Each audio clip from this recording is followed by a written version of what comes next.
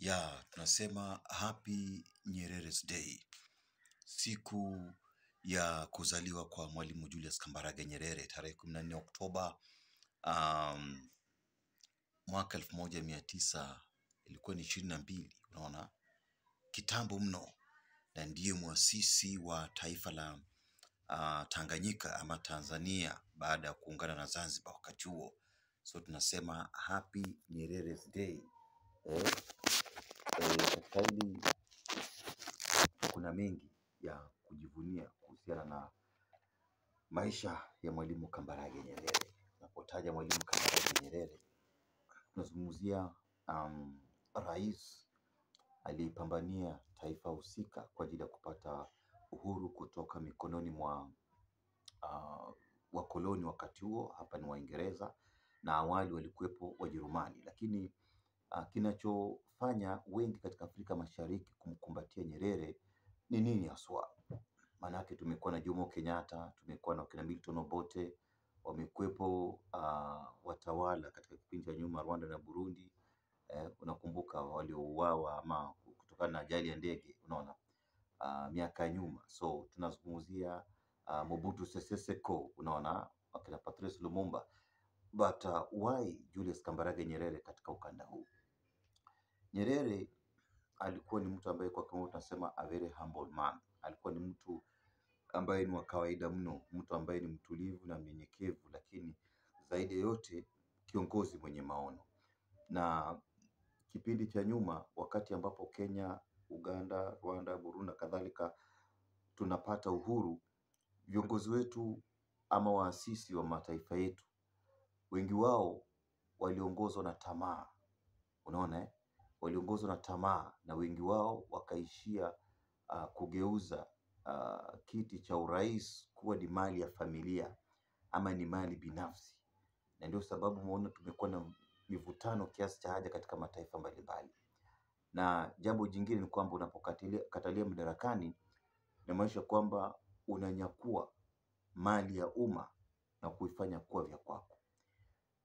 Mwalimu Kambarage hakuongozwa na tamaa, na ndio sababu unaweza kuona Tanzania wakati wa utawala wake hapa kuwepo na unyakuzi wa ardhi.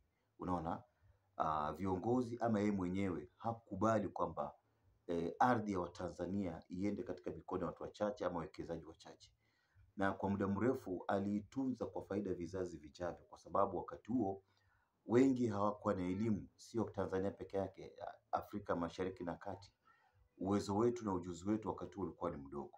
Kwa hiyo alichukua muda wake mwingi kwa ajili ya kuprotect, kuhifadhi vizuri rasilimali ya nchi, na hapa nazungumzia ardhi, misitu, wanyamapori, madini na kadhalika, unaona, kwa faida ya vizazi vijavyo. Na ukiangalia upande wa pili, mfano wake ni Kenya.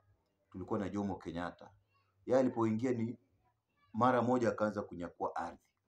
Sio pwani ya Kenya, unazungumzia Mombasa, unazungumzia Taita Taveta, unazungumzia Kwale, unazungumzia yani pwani kwa jumla. Tetesi hizo kwamba aliingia na kunyakua vipande vya ardhi, na kwa kiasi fulani wasema vipande vyote vya ardhi ya familia ile ni labda ni nusu ya mkoa wa Magharibi zamani ile, ambapo ni Kakamega, Vihiga, achia mbali Busia na Bungoma, unaona.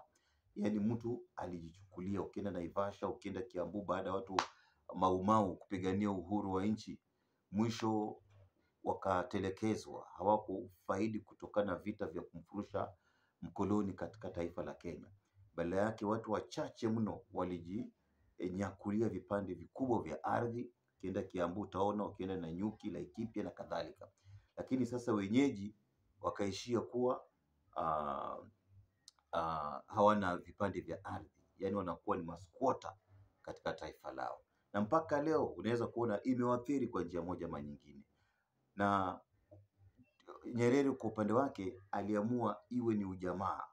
Kwa hiyo unaangalia ubepari dhidi ya ujamaa. Ujamaa ni kwamba chochote tunachopata ni yetu sisi sote kwa ujumla, lakini katika maisha ya mbeleni alifahamu fika kwamba watakuwa na jaribu kuunganisha sera za ujamaa na sera za kibepari kwa ajili ya kuwezesha taifa kusonga mbele. Unaona, inasaidia. Kenya ni ubepari, yaani mtu akinyakua ni yake na ni ya kwake peke yake. Sometimes hata anaweza kosa kushiriki ama kusaidia ndugu yake wa kuzaliwa damu, unaona, kwa sababu ni ubepari. Unaamini ukipata kitu ni chako, lakini wakati ule Tanzania ilikuwa ni ukipata kitu ni yetu sisi sote. Kwa hiyo katika mfumo huo, mfumo wa ujamaa akaitunza hadi pale ambapo alipeana kijiti kwa marehemu ama hayati pia vile vile Ali Hassan Mwinyi, mzee Ruksa, akapata pia vile vile mzee Mkapa, akapata Kikwete na kadhalika. Lakini baada ya kuondoka, baada ya awamu ya kwanza, ya pili, ya tatu, ya nne kuingia, ufisadi. Mara port sijui nini napitishwa pale Kimagendo. Mara Farujo amekufa, ameuawa. Mara Twiga amepatikana sijui amepandishwa ndege ama meli amekwenda. Unaona sasa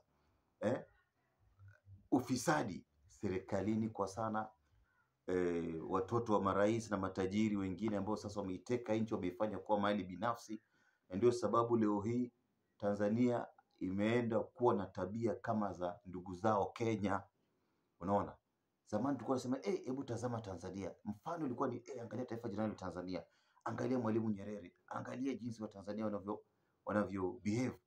Lakini leo hii tabia za Watanzania ni kama pacha na tabia za Wakenya. Unaona, utovu wa nidhamu, wizi serikalini, ubabe. Watoto wa marais wanakuja kwa watu hovyo wa kunyanyasa wananchi wenzao, wanajiona wao ndio wenye nchi zaidi ya wananchi wengine. Unaona, ndio sababu kidogo inayumbisha utawala bora.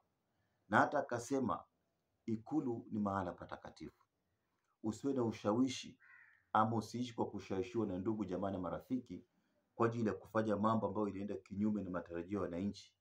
Na chama isiwe ni kama chombo maalum cha kuwateka wananchi na kufanya kuwa watumwa katika nchi yao. Unaona, sasa ndio sababu Kambarage lazima akumbukwe, manake alipigania nchi na akawacha uongozi, utawala kwa njia iliyo salama. Baada ya kuacha uongozi kwa njia iliyo salama, akaishi kwa muda. Mwaka 1999 akapumzika na kurudishwa kuzikwa kwao Butiama kule Musoma, unaona, mkoa wa Mwanza nadhani, katika taratibu za kufanikisha yote, manake alitumikia taifa. Lakini sasa waliopokezwa nafasi ya kuongoza taifa la Tanzania ni watu wa aina gani? Tunaelekea katika uchaguzi mkuu wa mwaka 2025. Wanasema tarehe 29 mwezi huu wa 10, mwezi ambapo amezaliwa Kambarage Nyerere. Watanzania wanaenda kufanya maamuzi. Lakini je, yule anayewania urais anawania na nani? Wanasema anawania na kivuli chake. Wengi wanasema ni Samia dhidi ya Suluhu ama Suluhu dhidi ya Samia. Manake kiongozi wa upinzani aligoma hata hivyo, pamoja na wanachama wake wengine, kwamba hakuna haja ya kuwania urais pasi na kuwepo kwa katiba mpya. Kwa nini amehofia kwenda katika uchaguzi ikifahamika fika kwamba vyama vyote vipo huru kwenda katika uchaguzi na kuwasilisha sera ama hoja zao kwa faida ya wananchi kusikia? Unaona, kunadi sera na ziwe ni sera ambazo zinavutia wananchi. Lakini waliona hakuna usawa katika taratibu za mfumo wa uchaguzi, na walitaka waingie uchaguzini ukiwa na katiba mpya. Ni katiba ambayo miaka nende miaka rudi wengi wamekuwa wakiimba wakitazama kama ndio suluhisho kwa matatizo ya Tanzania.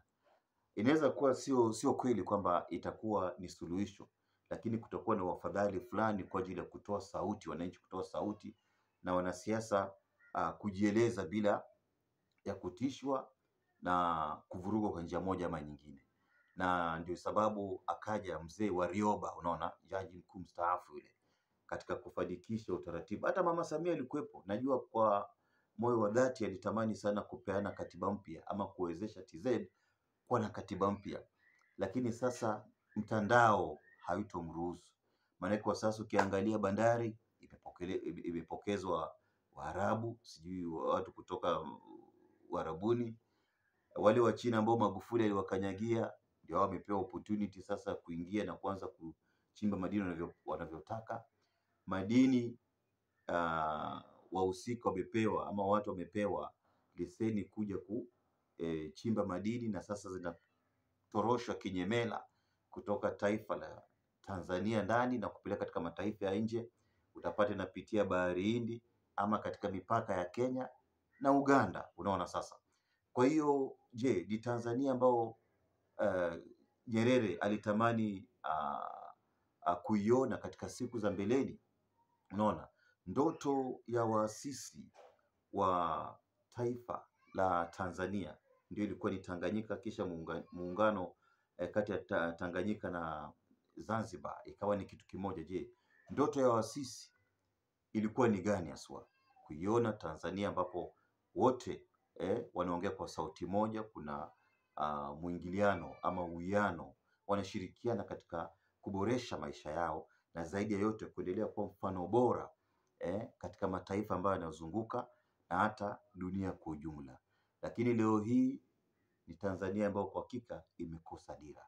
Sio mwisho, inawezekana kwa wahusika wakuu kurudisha Tanzania kwenye njia iliyo bora ama imara zaidi, na kuendelea kuwa mfano bora katika ukanda wa Afrika Mashariki na ya Kati. Kenya tulitawaliwa na wahuni ambao waliingia mamlakani, kazi yao ilikuwa ni kuiba tu na kuua, kuteka na kuua. Unaona, waliuawa Joseph Mboya, Enza Kenyatta ameuawa, Gama Pinto ameuawa, hayati Daniel ameuawa, Robert Ouko, Bishop Muge, wameuawa wengi katika Jamhuri ya Kenya. Kulikuwa na huyu Jem Kariuki wakati ule anasema hakuna haja kuwa na taifa la watu ambao ni masikini hohehahe, kwa maana watu milioni 10 ambao ni matajiri na watu milioni 10 ambao ni fukara, hakuna haja. Akauawa. Ukienda Uganda pia vile vile tukawa na wakina Milton Obote, unaona, kunyakua mali ya umma na kujiendeleza na kujaza watu wake kwenye mamlaka mbalimbali ama kwenye sekta mbalimbali ikiwemo kwenye jeshi na kadhalika. Akaja Yusuf Lule, wamekuwepo marais zaidi ya 10 nchini Uganda, unaona. Tunamtazama sasa Museveni jinsi tunaye, unaona. Mke wa Museveni katika umri wake ndiye waziri mwenye dhamana ya michezo, vijana, sanaa na utamaduni, unaona. Waziri wa michezo wa vijana, what is that? Mpaka leo mke ni waziri katika serikali ya Bwana Museveni. Tunakwenda katika uchaguzi pia vile vile mwaka huu. Je, ataendelea ama atafurushwa? Lakini mbinu ni zile zile za kijeshi, mbinu ambazo ni chafu katika vyombo vile maalum ama tuseme kwamba tume ya uchaguzi ambao siku zote tunajua matokeo kabla hata ya kura kufanyika. Ukiingia Rwanda pale ni ubabe siku zote. Kwa hiyo nchi pekee iliyobaki kuwa ya kupigiwa mfano na sisi labda pengine kuwa na matumaini ya kukumbatia utawala bora ilibaki kuwa ni Tanzania. Kenya ilivuruga tuseme Jumuiya ya Afrika Mashariki, unaona, East African Community 1975. Nyerere alitaka kuileta pamoja, lakini Kenyatta akaivuruga, unaona, kipindi hiko. So the only people ama taifa pekee ambao labda pengine inaweza kuwa na maono watu ambao wana akili iliyotulia labda ingekuwa ni Tanzania, lakini sasa wameambukizwa virusi vya utawala mbovu na majirani zake, Kenya, Uganda, Rwanda, Burundi na Jamhuri ya Kidemokrasia ya Kongo. Na hapo sasa ndio sasa unaweza kuona tunakula ngumu. Anyway, at the end of the day, kumbuka alichosema Kambarage, tusipopata tunachotaka ndani ya CCM, itabidi sasa wananchi waitafute nje ya CCM.